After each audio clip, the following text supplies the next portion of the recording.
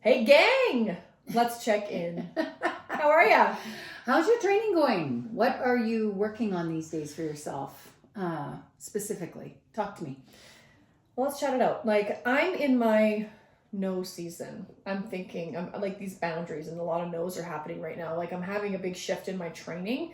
Like, no, I do not need to go faster. No, I do not need to go harder and murder myself in all the workouts and sweat my bag off. Like, with the busier schedules headed into fall, I knew I didn't want to burn myself out like I kind of felt like I did last year. And really, I feel like every fall I've been kind of burning myself out. So I had to change something up. And that started with my training. So I've adapted a different style of training mentality, like slow, lighter weights, and simply I just got to make the moves like really, really fucking good. I just got to make them good. And I got to put my brain in my body and be more intentional about how I'm moving my body. Like, I'm still moving. I'm just not doing it 4 to 5 days a week. Like, I'm coaching still sessions, and I'm coaching 4 out of 5 of those days a week now that my schedule has somewhat shifted, but I'm only working out maybe 2 to 3 sessions a week. And like, that to me feels like a really good fit at the moment. I've always loved to move my body. It's just a part of me. Like, hi, my name is Jolie, and I'm a chronic mover since like fucking forever. And it's part of my fabric, probably because I'm clinically undiagnosed ADD. Like, I am, I just have all that frenetic energy, and I feel like my skin crawls when I sit still. So I need to move. The movement purges my body of all that frenetic energy.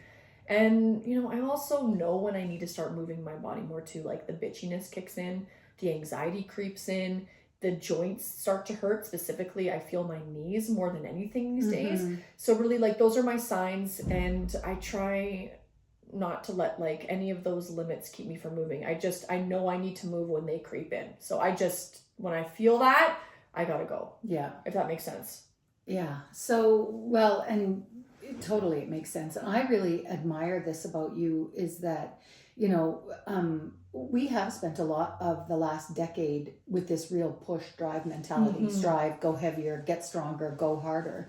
And in order to walk the talk, and in the amount of one-to-one really deep personal coaching that we've been doing with people, I think what we've discovered is that there is a time and a place to push, and there's a time and a place to back off. It doesn't mean you stop. It doesn't mean you quit, because I think that I do believe that these are the habits that make you stronger, right? And healthier and feel better and deal with your mental health. Of course, you're not just a physical body, just like you're not just a brain, right? Like, it all works together. And so I love that you have kind of allowed yourself to evolve, because I suspect at some point earlier in your training practice in the developing years where you were becoming this, hard style kettlebell coach, I think there was probably a lot of that, like, go fucking hard no matter how you felt, push through it no matter how you level felt. Up. Yeah, level up, bitch. Yeah, that's right. And so it's nice to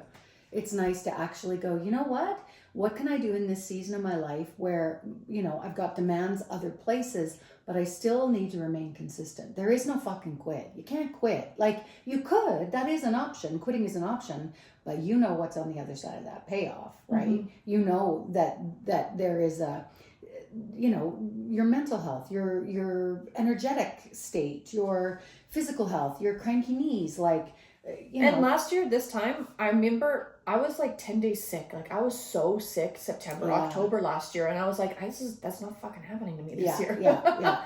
And so far it's been good. And so this is a really important kind of aspect to begin to lead and teach, is that I call it longevity of practice. I want to practice forever. I want to do this forever. And so in order to do it forever, I don't come in fucking hot and quit.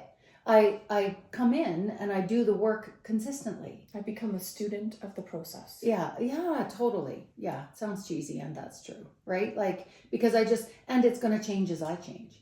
Because there's a couple days, like I told you the other day, I worked out quite hard in the leg day workout. It was great, and I used a lot of weight, and I was so proud, and I had great energy, and I feel so good with the iron. And then I went home and walked with my weighted vest for almost 7 kilometers, and I fucking crashed. I was in bed hardcore. And so I also go like, okay, is that just that I'm getting older? Is that, my body's adjust, like whatever it is, but I don't want to quit. I want to keep going. So Yeah. I'm often shocked at who I've become, because I promise you, looking back, my teachers and my parents most definitely would not have ever used the words consistent or disciplined to describe me. And yet here I am. And so even though I'm struggling a little bit with my energy and my hormones right now, or whatever the fuck I've got going on, I'm still showing up to my habits, routines, and this practice.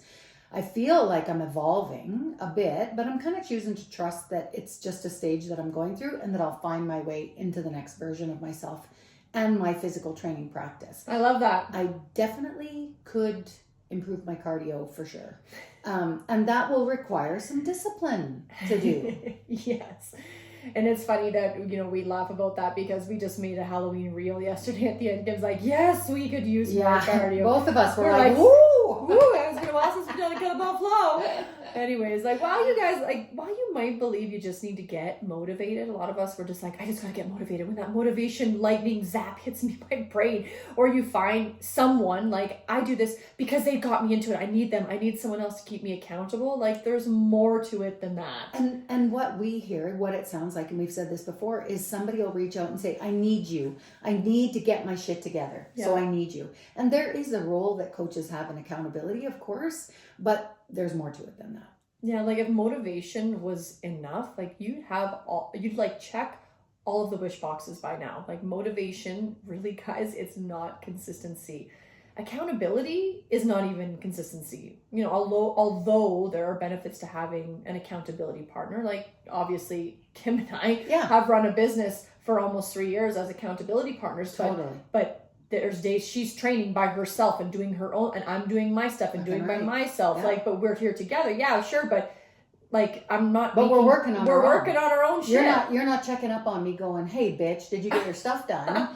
I'm just once in a month or 6 weeks, we're always like, oh, "What you been up to?" We might check in with each other, but it's not like I leave it to Kim.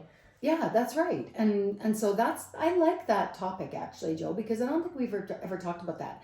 I feel like people think accountability is a spanking. Yeah. Are you eating your macros? Did you hit your calorie goal? Have you got your workout in? They feel like that's accountability. I think there's more to it than that. I think you also have to have accountability to yourself, right? And so all three of these things tie in: consistency, discipline, and accountability. Because getting started, it's good. We know getting started is good, but getting started is not being consistent. Consistency requires two things. You have to be clear, this is huge, around exactly what it is you want. What do you want? And you have to know what you're willing to do to get it. Or as Kim says, what you're not willing to do to get it as well. And what's actually possible for you to do to get it. Because I think a lot of people, they think they're willing, but they're like, what's actually possible at this point in my life, with my energy, with my kids, with my, what would make it sustainable? Yeah. And then you need follow through, right? In order to be consistent. Consistency is relying on a pattern of behavior. And consistency is only achieved through your habits. Just like brushing your teeth. You're consistent in brushing your teeth because you're doing it every night because it's just a habit, or every morning, right? And most of us, we do have a pattern of consistently starting the week, or, the month or the year.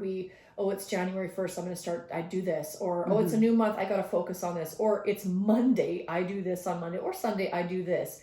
We do that really strongly, and we have a habit of doing the same thing too. And then we just kind of get derailed and we fall out of consistency because shit happens. So starting strong is it's not being consistent when you just are like a racehorse coming out of the gate, wow! Starting with great determination and a kick-ass drive and hitting it crazy hard, that often leads to you quitting early. And even frequency doesn't always equate to consistency. It looks like this. We start strong, 1,200 calories every day, dried chicken breast or tuna, an iceberg lettuce, some protein powder, water shakes, and 5 fucking workouts every day for 2 weeks or even a month. And then something happens, we get sick, or we go on vacation, or you enter a season of struggle in your life, maybe a strain or a pull in your body, or the kids get sick. That's always what derails my, I feel, progress in a sense. or they change their schedule at work.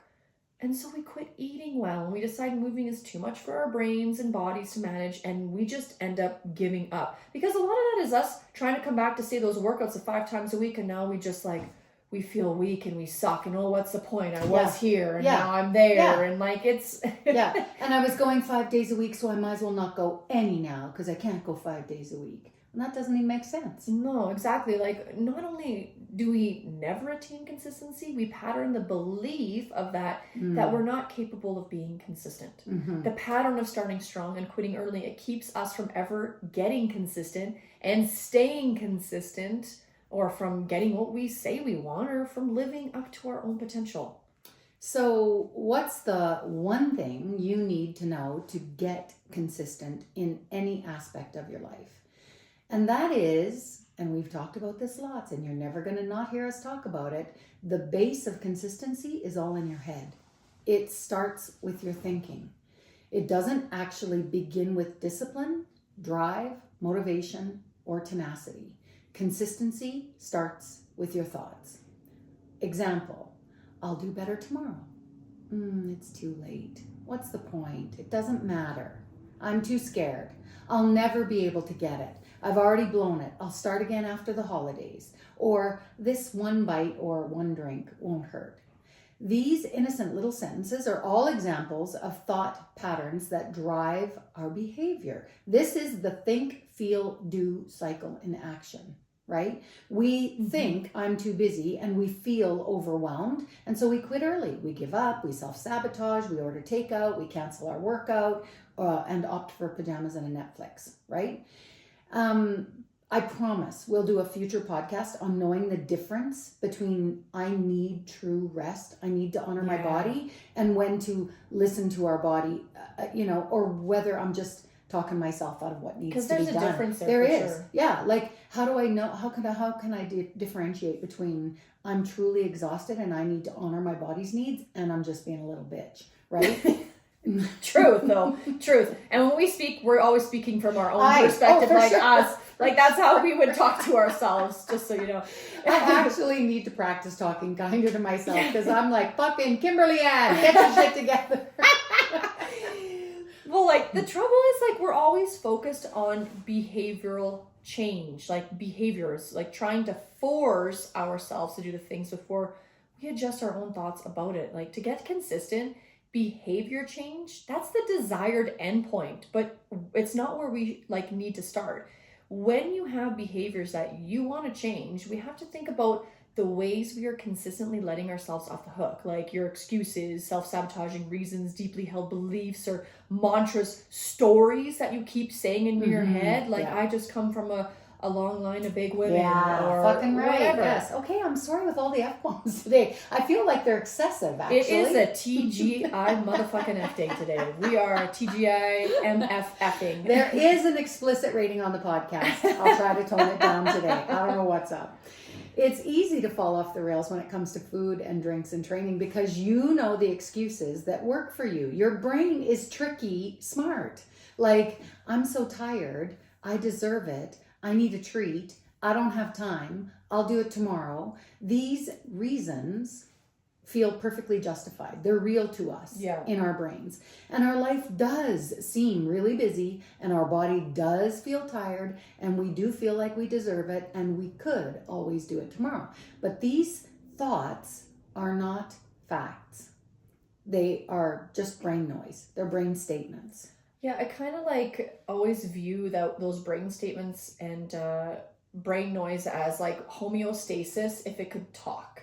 So if your body's always wanting to go back to homeostasis, like just be comfortable, there's no stress, we're not running from a bear, like we're totally calm and everything's good, like don't freak me out, don't push me, like that's your brain, that's your homeostasis literally going to your brain and saying, hey, you don't need to do that, we like to sit in the couch because that's cozy and we're comfortable, we're protecting ourselves. Like, it's a straight up homeostasis cartoon speaking. But like, how do we know they are thoughts and they're not just a fact?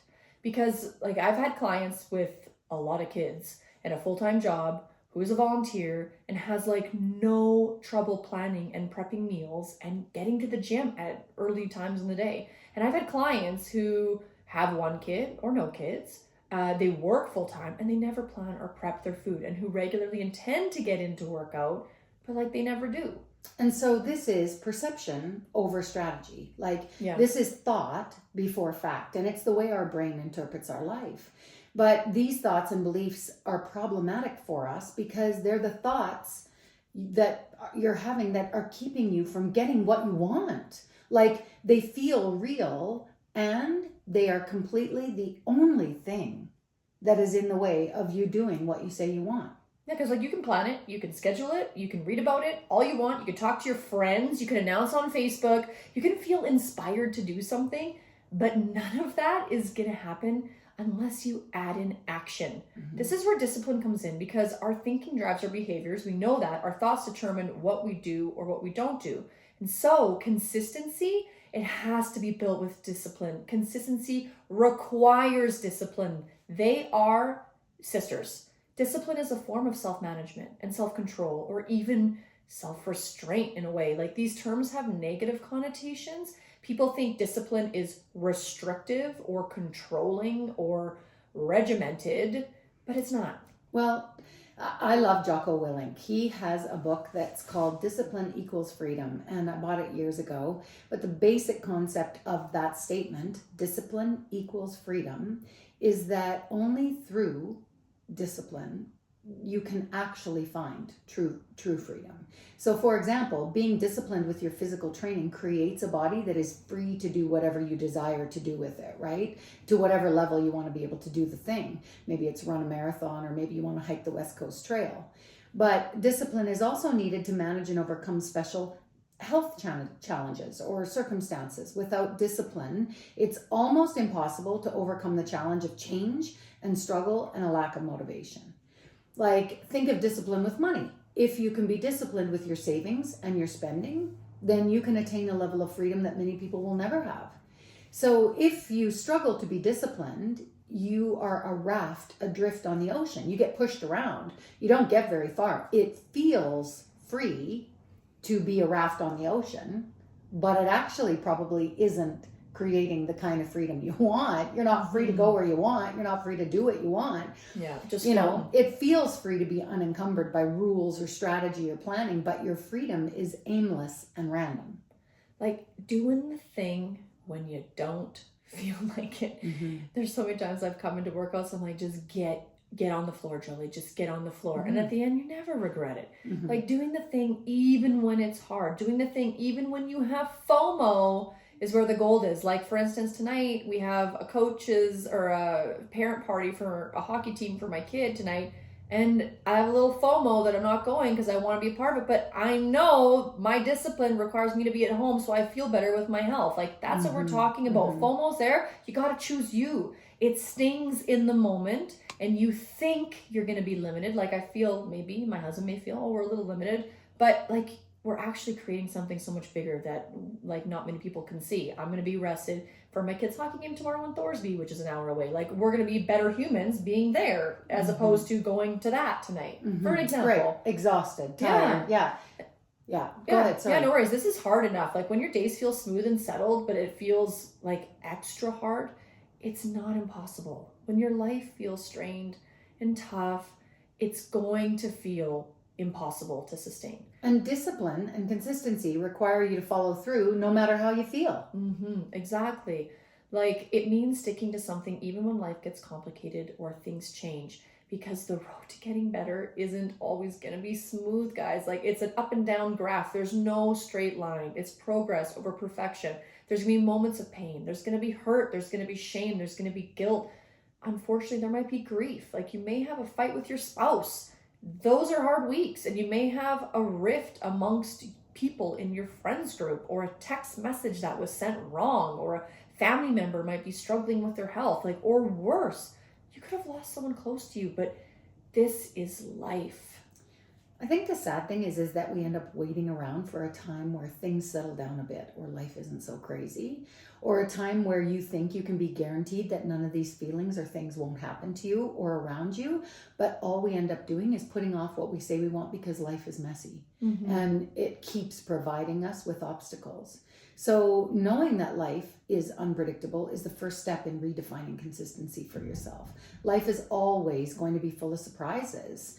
And we might as well be ready to follow through with our plans and continue to practice our habits no matter how crazy shit gets. That's why I always say with people who are like, oh, by October, November, I'm not going to start anything new. I haven't been coming to the gym, so I'm not going to come to the gym till January because there's just no point between now and January. Well, like, that's 60 days. Oh, like, and not only that, but you're always going to have a Christmas. You're always going to have a holiday season. You're always going to have stress. You're always going to have family parties. You're always going to, why not fucking learn how to self-manage while all that's going on?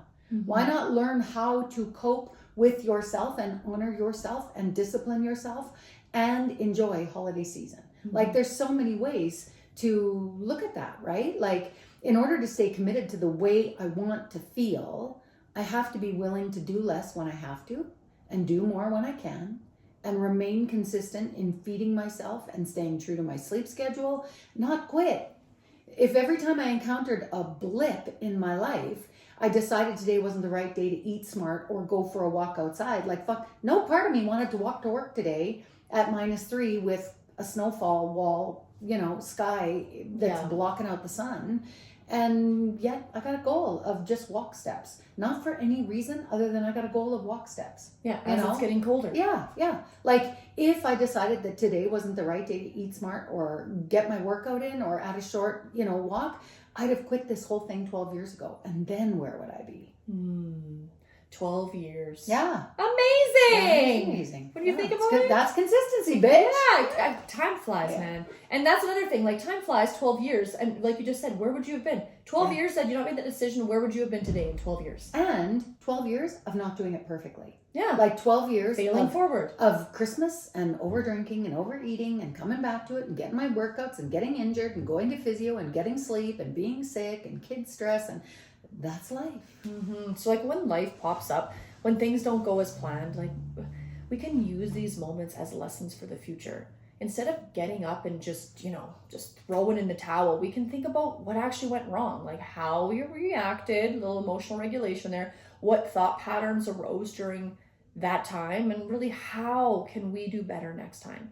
Each setback, you could call it failure, but I like setback better. They can teach us to be stronger and more resilient and more prepared really for what comes next. Like, it's normal to make mistakes or have flaws because we're all human. Instead of, feeling bad about them and sitting in a pity party, we can see them as chances to learn and become better. Like, embracing imperfections helps us stay true to ourselves and grow by learning from our experiences. It's important to be kind to ourselves through that process as well, especially when things don't go our way. Showing ourselves the same understanding we show others helps us stay strong when things get tough. We're so good at giving grace to others and not to ourselves. I agree. Like, we can celebrate our progress and remember that we're always moving forward, even if it's just that one little baby step at a time. When we face tough times, we can use them as motivation to keep going. Like, seeing change as a chance to learn and grow, it's important in this new idea of consistency. So when life throws unexpected challenges our way, being consistent doesn't just mean sticking to a plan no matter what. It means being adaptable and strong when things get tough. It requires discipline. Showing up when you would really rather not, right? Facing the struggle head on is part of our relationship with consistency and discipline. Following through for you when you don't want to will teach you so much about yourself. Yeah. Like, I have learned so much about me by ignoring the voice that says, oh, respond to emails, don't bother, you can do that later, we'll just get the workout tomorrow. By ignoring that voice and just going down and starting to move the gear around and get into that workout while my brain talks smack. Like, I've learned so much about my belief systems, what I think your I'm integrity. Capable. Oh, totally. And my loyalty to myself. Like, it's been super powerful. So tackling the tasks when you're being challenged is how you grow through into the next version of yourself. Doing the thing that you think you can't, or doing the thing that you don't feel like doing, creates this incredible self-trust, self-reliance, and self-confidence that strengthens you in a mental and emotional way just as much as physically. And it sounds derogatory, it sounds like a mean comment, and it sounds judgmental, but there was a time where I tried to do gel nails or something like that to feel more feminine or pretty or confident or strong or whatever those things were. I will tell you, the fucking showing up and doing the hard shit has built way more confidence and self-acceptance and self-admiration and self-belief than a pair of gel nails could ever provide for confidence. Oh, fuck. Way above and beyond. Like a couple examples we could talk about. I wrote these down here. For instance, like the co-founder of Airbnb, Brian Chesky, he experienced failure when his first business idea failed to take off. Like, this is a business one for sure. However, he used that setback as a learning opportunity, and he went on to build one of the most successful accommodation sharing platforms in the world. He's now worth an estimated $8.1 billion. You guys have probably all heard of Michael Jordan, like one of the greatest basketball players of all time. He was famously cut from his high school basketball team. He didn't give up. He used that failure as motivation to work harder, and he's became a 6-time NBA champion and like world famous. Who doesn't know about Michael Jordan? And have you ever even had a failed relationship? Because I feel like I've learned a lot from failed relationships, friendship, or in a boyfriend-girlfriend relationship in college and whatnot.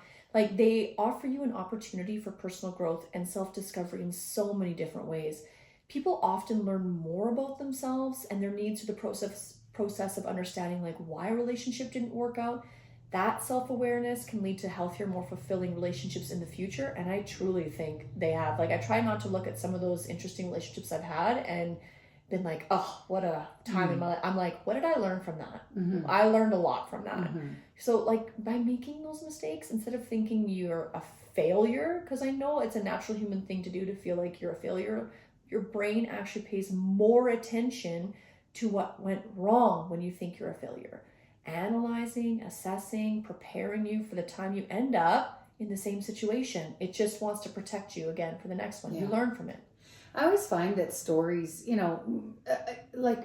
kind of a couple schools of thought. One, it's always fascinating to read about really famous people who have what they've overcome in order to get what they got. And most have had to overcome something. Oh, and sometimes excessive, you know, and they continue to give back and inspire, and they've accumulated great wealth and, notoriety and all those kinds of things. And for the real everyday person, sometimes they're like, yeah, well, I don't want to be Michael Jordan, so it's not a big deal. And there still has to be this relationship to consistency and discipline in your life, or you're going to continually miss out on obtaining what you actually deserve to have. And I always am telling my people, and I think it falls sometimes on deaf ears, you can actually have what you want. I know. You actually can. I had a soapbox moment at the gym the other day, coaching a class about the exact same topic. And I was like, I feel like I want a soapbox. Yeah. Well, I know. Don't you preach at me. I know. All of these stories mean nothing unless we learn for ourselves that in order to be consistent, we simply cannot keep quitting on ourselves. Quitting is an option for sure, but it's not the one that feels very good. Especially when it's done from a place of overwhelm or exhaustion as opposed to clarity. If you quit a goal because you're crystal fucking clear that goal has changed and that's no longer needed or relevant for you, that's one thing. But to just quit because you're beating yourself up and you need a break and you need to strategize how you're going to get there, that's not a good reason, because life is going to keep interrupting you. And no matter what happens around you or to you or for you, discipline and consistency will keep you showing up relentlessly in a way that will make you more powerful than you realized you could be. Because being consistent isn't about doing things the exact same every day and being stiff and inflexible in our habits and then quitting when it becomes too hard to sustain. It's actually about continuing to work towards what we say we want while we're being challenged by our life. And this means that we do the work imperfectly. That idea of B minus work, one workout this week instead of 3 to 4, which is what I'd like, but because I can't get 3 to 4, I just am not going to go at all. No, we just do 1 or 2. Yeah. Maybe we do them half-assed, We are disciplined. No matter how we feel, we get it done. Even when it's not our best performance, we are consistent, not perfect. So analogy, think of consistency like a sailboat on a big, huge ass ocean crossing. So you got to go from the 1600s, from Europe all the way to the Americas, right? In the traditional view of consistency, the sailboat sets a fixed course and it sticks to it. No matter what, it's going to go from east to west, no matter the winds, waves, or obstacles encountered, like one straight line. And that rigid approach can lead to frustration and even capsizing in the face of unpredictable weather, because that captain was just not expecting the weather to go south or had even prepared for it. So now let's consider consistency as a modern sailboat with a skilled sailor at the helm. Instead of a fixed course, the sailor adjusts the sails and the boat's direction to adapt to the changing winds and the conditions. So when strong winds come, which are technically your challenges, and they blow unexpectedly, the sailor doesn't fight them, but it harnesses their energy to propel the boat forward. When it's calm waters, which are your opportunities, when that emerges, the sailor seizes the moment to rest and recharge. In this story, consistency is about being the adaptable sailor who maintains a long-term goal, which is the destination, but he or she remains flexible, proactive, and resilient, adjusting the sails to navigate the unpredictable seas. And that dynamic approach not only ensures that you're going to have some progress, but also makes the journey more fulfilling and rewarding because you are learning on the fly as things come at you. So by seeing challenges as those opportunities and staying on track even when things change, we can find empowerment and purpose on our journey towards personal growth and success. I love it. So let's, lastly, as an additional challenge, let's quickly review an idea. And it's called the 30 by 30 strategy. The 30 by 30 idea is about spending 30 minutes every day for 30 days to start a new habit or reach a new goal. And I'm going to improvise slightly on this because I also love the idea. A lot of times people, when they come back to a fitness practice or they have a weight loss or a body composition goal or they want to transform their health and their habits in some way, they think they need to do it all at once. And so 30 days and 30 minutes is great, but you could also do something as simple as kitchen closed every night at 7 p.m. Or I'm not going to have my rice crackers and peanut butter bedtime snack for 30 days. Pick some habit that is a comfort habit, that is something that you do to soothe yourself, that you do as probably a not helpful, not ideal habit that you probably don't feel great about, and remove it for 30 days. But the main idea is that you are doing something regularly for a month so that it can slowly become a normal part of your routine. You're picking one thing, not everything. You're picking one thing to work up to make it feel easier. And then that also gives you an opportunity to reassess. Like, do I even like this habit? Do I want to keep this habit? Is there something else I would rather do? Or is it easy? Is it effortless? Because that's part of creating something that's sustainable. But the key is to keep going every single day and to stay dedicated to that commitment, that one commitment, even when it feels hard, even when you'd rather not. So it's highly recommended to pick one or two things max. One thing if you're struggling to get started or if you have a commitment problem, and two things if you already have an on-again, off-again relationship with some of your daily goals. So some examples would be like a step goal, maybe your 30-minute walk every day for 30 days, or a water goal, something as easy as drinking 1 glass of water extra daily for 30 days, or a reading habit. Maybe you want to read a real paper book for 30 minutes for 30 days.